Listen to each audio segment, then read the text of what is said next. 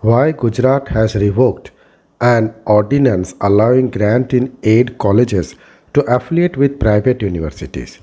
On May 13, 2021, the state government, through an ordinance, amended the 2009 Act, deleting the clause exempting the grant in aid colleges and institutions from affiliating to universities established by their sponsoring bodies.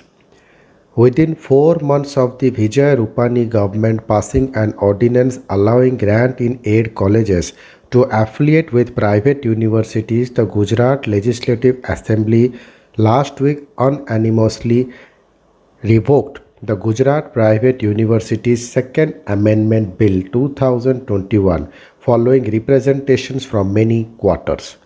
The original subsection 5 of the Gujarat Private Universities Act 2009 had stated that the constituent colleges and institutions of the sponsoring body affiliated to and enjoying the privileges of any university immediately before the establishment of the university shall cease to be affiliated from that university and shall be deemed to be withdraw from such privileges from the date of establishment of such universities and shall be deemed to be admitted to the privilege of corresponding university of the respective sponsoring body, and all such colleges and institutions shall be the constituent college and institution of that university. But since there was ambiguity pertaining to the affiliation of grant in aid colleges in this act, an amendment was made in 2011 where except grant in aid colleges and institutions was added. On May 13, 2021, the state government, through an ordinance, amended the 2009 Act, deleting the clause exempting the grant in aid colleges and institutions from affiliating to universities established by their sponsoring bodies. This allowed grant in aid colleges to switch affiliations from state-run universities to private ones.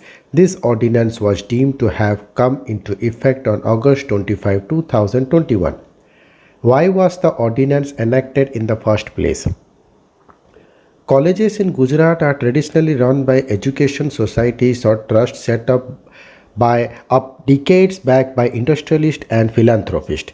These colleges would also be affiliated with government-run universities. Over a period of time, however, the same industrial houses behind the trust also set up their own universities.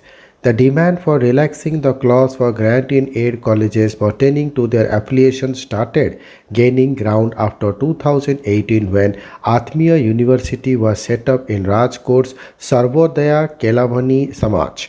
Even after this private university was set up and most of the trust colleges were affiliated with it, Atmiya's group owned Sri Manibhai Bhirani and Srimati Navalben Bhirani Science Colleges continued to be affiliated to the Saurashtra University in Rajkot. In the education hub of Vallabh Vidyanagar, the Charutar Vidya Mandal Trust, despite starting its own university, the Charutar Vidya Mandal University in 2019 had its grant in aid colleges affiliated to the state-run Gujarat Technological University and Sardar Patel University, while its private colleges were linked to the new CVM University.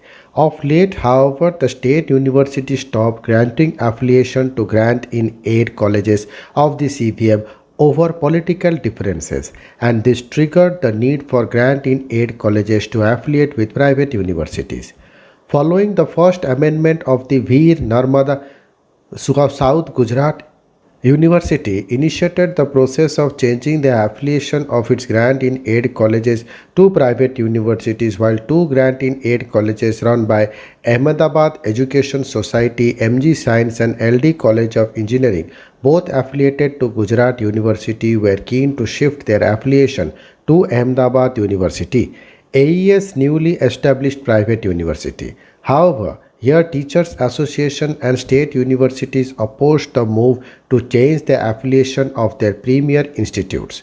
The grant in aid institutes charge a nominal fee compared to private one. Though the state government assured there would be no hike in fee after the change in affiliation, with no fee regulatory body for non-technical private institutes. The Teachers Association did not show much faith in these assurances. The protest, the agitation led by Gujarat Rajya Adhyapayak Mahamandal, a professors' association of grant-in aid colleges, demanded a written assurance from the state government that after the change in affiliation of grant-in aid colleges, there will be no impact on service and salary rules of teaching and non-teaching faculty, and also that there will be no hike in fees. Why has the amendment been revoked? The second amendment has been brought in ostensibly to resolve administrative exigencies brought out in the said representations made to the state government. Necessary amendment was made. It was called the second amendment as when the ordinance was issued in May, the House was not in session. However, during the implementation of this amendment, various representations have been received from some of the grant-in-aid colleges or institutions of the sponsoring bodies and from certain stakeholders for restoring their affiliation and privileges enjoyed by said colleges and institutions in the universities prior to the commencement of the said amendment. The bill passed on September 27 reads, almost as an afterthought it adds, having said that, with the fact that the grant-in-aid colleges and institutions received a grant from the state government, it is considered necessary to restore the affiliation of such colleges and institutions with the universities to which they were affiliated prior to the date of commencement of this amendment. Who loses, who wins? With the new amendment suspending affiliation of grant-in-aid colleges with private universities, the latter claims the management and running of such colleges by education trust would continue to be difficult. If implemented, it would have been a win-win situation for both government and private universities, stated one of the education trust office bearers. The state government bears the entire expenses of salary and operational cost, and the private universities would have got better control over these institutes. However, now the grant-in-aid colleges would end up becoming private colleges in this scenario. Thank you.